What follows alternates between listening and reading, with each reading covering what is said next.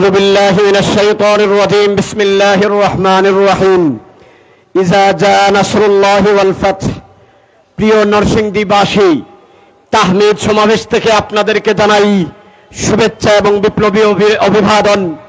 মঞ্চে উপস্থিত হয়েছেন 24 গণ অভ্যুত্থানের বীর সিপাহসালার ওস্তাদ মুফতি সৈয়দ মোহাম্মদ ফয়জুল করিম শাইখে চরমোনাই। প্রিয় নরসিংদীবাসী, কথা আমাদের একটা হবে। মুহতারাম আমির ঘোষণা করেছেন নির্বাচন হবে পিআর পদ্ধতিতে।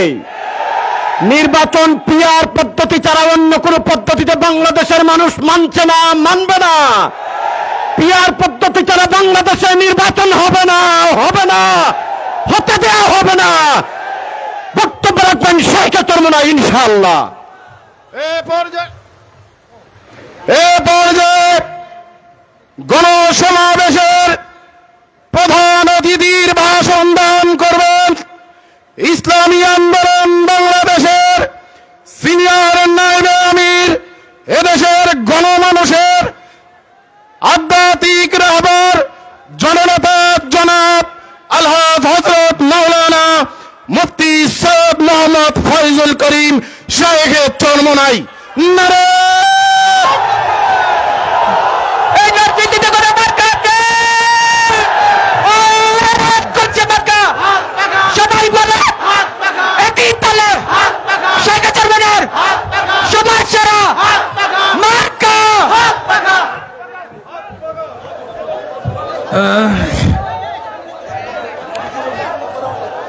আপনারা সরেন, সাংবাদিক ই করতে পারছেন আপনি, সরেন, যান ওদিকে। নাহমাদু ওয়া নুসাল্লি আলা রাসূলিহিল কারীম, আম্মা বাদ। আউযু বিল্লাহি মিনাশ শাইতানির রাজীম, বিসমিল্লাহির রহমানির রহিম। ইনিল হুকমু ইল্লা লিল্লাহ, সাদাকাল্লাহুল আলিয়্যুল আযীম। সবাই বলি সাল্লাল্লাহু আলাইহি ওয়াসাল্লাম। ইসলামী আন্দোলন বাংলাদেশ নরসিংদী জেলা শাখা কর্তৃক আয়োজিত আজকে এই গণসম্মেলনের সম্মানিত সভাপতি সেরেতাজ, সম্মানিত ওলামায়ে কেরাম, সর্বস্তরের জনগণ ভাইয়েরা আমার, ইসলামী আন্দোলন বাংলাদেশ কি চায়? ইসলামী আন্দোলন বাংলাদেশ ইসলাম হুকুমাত কায়েম করতে চায়।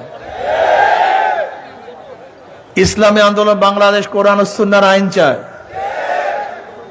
বলতে পারি ইসলামী আন্দোলন কোরআন ও সুন্নাহর আইন যদি বাস্তবায়ন করে ফায়দা কি হবে, লাভ কি হবে?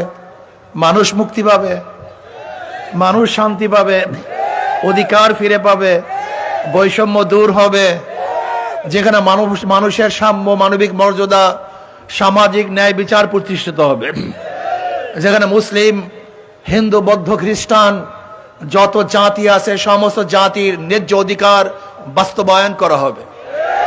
যদি ইসলামী হুকুমত হয় তাহলে কি হবে? অন্ন, বস্ত্র, বাসস্থান, শিক্ষা, চিকিৎসার গ্যারান্টি দেওয়া হবে। যদি ইসলামী হুকুমত হয় কি হবে? তাহলে সার্কেল এসপিকে চাঁদাবাজরা আহত করতে পারবে না। আজকে আমি স্বরাষ্ট্রমন্ত্রীকে বলবো, স্বরাষ্ট্র উপদেষ্টাকে বলবো, আপনি যে আইন শৃঙ্খলার অবস্থা করেছেন বাংলাদেশে, না জানি জনগণ আপনার হাতের মধ্যে আবার চুরি পরিয়ে না দেয়, আপনাকে শাড়ি চুরি পরিয়ে দেবে বাংলাদেশের জনগণ। আইন শৃঙ্খলার অবনতি হচ্ছে প্রতিদিন। আজকে পার্বত্য অঞ্চলের অবস্থাটা কি? সেখানে সন্ত্রাসীরা আর্মিদেরকে অ্যাটাক করেছে, আহত করেছে, বহুত বাড়িঘর জ্বালিয়ে দিয়েছে। আমি বাংলাদেশ সরকারকে বলবো, পার্বত্য অঞ্চলের জন্য ভিন্ন আইন কেন থাকবে? তাদের জন্য ভিন্ন ব্যবস্থা করা হবে? তারা যদি বাংলাদেশের জনগণই হয় তাদের সাথে আবার কিসের শান্তি চুক্তি করা হবে? আপনারা দেখেছেন পার্বত্য অঞ্চলের অবস্থা মনে হয় ভিন্ন একটা দেশ, তাদের সাথে শান্তি চুক্তি করা হবে। ওখানে জমি ক্রয় করতে গেলে অমুকের দস্তখতের প্রয়োজন হবে। আমি বর্তমান অন্তর্বর্তী সরকারকে বলবো, অন্যান্য জেলার যে আইন, বাংলাদেশের অন্যান্য এলাকার যে আইন, পার্বত্য অঞ্চলে ওই একই আইন থাকতে হবে, ভিন্ন কোনো আইন আমরা চাই না।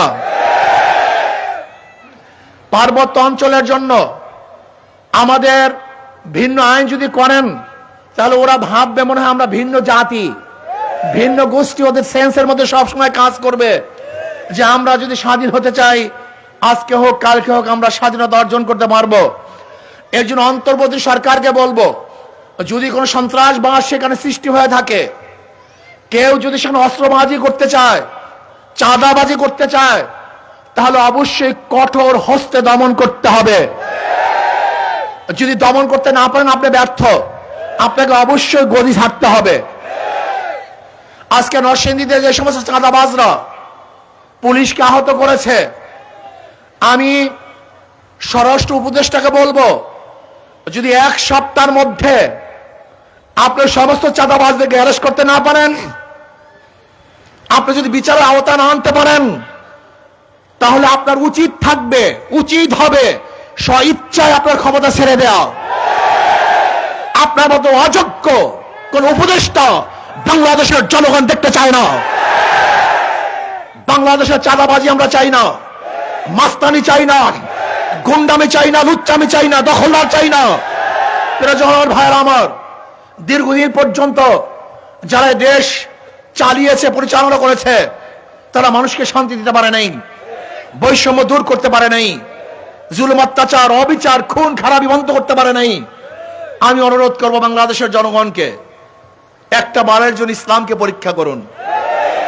ওদেরকে বারবার পরীক্ষা করেছেন, নৌকাকে বারবার পরীক্ষা করেছেন, ধানের শীষকে বারবার পরীক্ষা করেছেন, নাঙ্গলকে পরীক্ষা করেছেন, কিন্তু হাত পাখা কি ইসলামকে এখন আপনারা পরীক্ষা করেন নাই।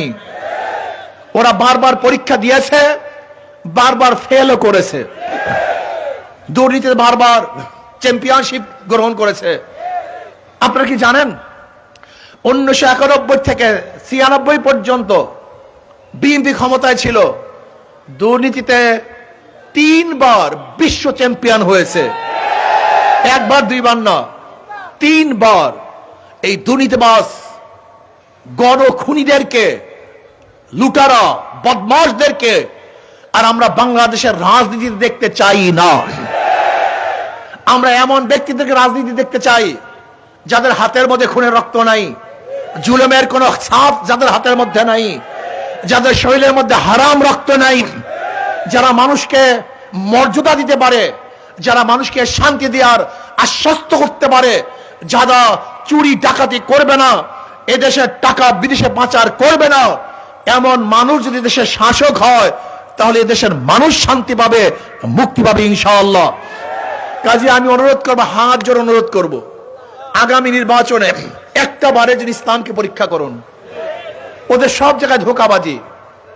যারা নৌকা নিয়ে নির্বাচন করে নিজেরা নৌকা চালাতে পারে না, যারা ধানের শেষে নির্বাচন করে নিজেরা ধান কাটতে পারে না, যারা নাঙ্গলে নির্বাচন করে নিজেরা নাঙ্গল বইতে পারে না, যারা কুঠার নিয়ে নির্বাচন করে নিজেরা কাঠ ফাটতে পারে না, যারা গরুর চাকা নির্বাচন করে নিজেরা গরুর গাড়ি চালাতে পারে না, সমস্ত মার্কাগুলি গরিবদের, কিন্তু যারা নির্বাচন করে একজনও গরিব না। কিন্তু হাত পাখা এমন একটা প্রতীক, যে নির্বাচন করে সেও ঘুরাতে পারে, যারা সমর্থন করে তারাও চালাতে পারে। হাত পাকা প্রয়োজন পুরুষদের, হাত পাকা প্রয়োজন মহিলাদের, হাত পাকা প্রয়োজন মুসলমানদের, হাত পাকা প্রয়োজন হিন্দুদের। হাত পাকা এমন একটা প্রতীক, কারেন্ট ফেল করে, হাত পাকা ফেল করে না। কাউর মার্কা ঘুমের সময় বুকের উপরে কলিজার উপরে থাকে না, শুধু একটাই মার্কা, যেই মার্কার নাম হাত পাখা। যেই মার্কাটা ঘুমের সময় বুকের উপরে থাকে তার নামই হাত পাখা। হাত পাখা সবাইকে শান্তি দেয়, শান্তির প্রতীক হাত পাখা। আমি বিশ্বাস করি যদি হাত পাকা বিজয় হয়, এই দেশ বিজয় হবে। হাত পাকা বিজয় হয়, জাতি বিজয় হবে। হাত পাকা বিজয় হয়, মানবতা বিজয় হবে। কাজে একটা বারের জন্য হাত পাকায় ভোট দেওয়ার জন্য সবাই রাজি আছেন? আলহামদুলিল্লাহ। প্রিয় ভাইয়ারা আমার, আমাদের প্রার্থীগুলি দেখেন, এই নরসিংদী 1 থেকে হযরত মাওলানা শওকত আলী সাহেব, হাফেজ মাওলানা, এদের পরিবার সম্পর্কে আপনারা জানেন, ভদ্র পরিবার, সুশিক্ষিত পরিবার, মুহতামিম। আশা করি ইনশাআল্লাহ আপনাদের সাথে গাদ্দারি করবে না। নরসিংদী 2 থেকে আমাদের দেখেন ইঞ্জিনিয়ার মহসিন সাহেব, উনি একজন ইঞ্জিনিয়ার। আল্লাহ পাকের শুকর, দ্বীনের বুঝ আসার কারণে আল্লাহ পাক রব্বুল আলামিন তার চেহারার মধ্যে মদিনাওয়ালার ছাপ লাগিয়ে দিয়েছেন। এরা যদি ক্ষমতা যায়, আশা করি ইনশাআল্লাহ দুর্নীতি করবে না। নরসিংদী 3 থেকে আমাদের ওয়াইসুদ্দিন ভুইয়া সাহেব, আপনারা দেখেছেন আলহামদুলিল্লাহ একজন প্রার্থী। এরা যদি সংসদে যায় তাহলে সংসদটা ফুলের মতো হবে ইনশাআল্লাহ। নরসিংদী 4 থেকে আমাদের হযরত মাওলানা সাইফুল্লাহ প্রধান সাহেব, উনি একজন ভালো শিক্ষিত মানুষ। আশা করি ইনশাআল্লাহ উনি আপনি উপাধ্যক্ষ সাহেব, ভাইস প্রিন্সিপাল, যদি উনি ইনশাআল্লাহ সংসদে যান তাহলে আপনাদের অবশ্যই মর্যাদা রক্ষা করবেন, কোনো সন্দেহ নেই। আমাদের নরসিংদী 5 থেকে আপনাদের সবাই পরিচিত হাফেজ হযরত মাওলানা বদরু সাহেব। আশা করি ইনশাআল্লাহ এই সমস্ত লোকেরা যদি নির্বাচিত হন তাহলে নরসিংদীর পুরো চেহারা পরিবর্তন হয়ে যাবে। আর নর্থ সাউথ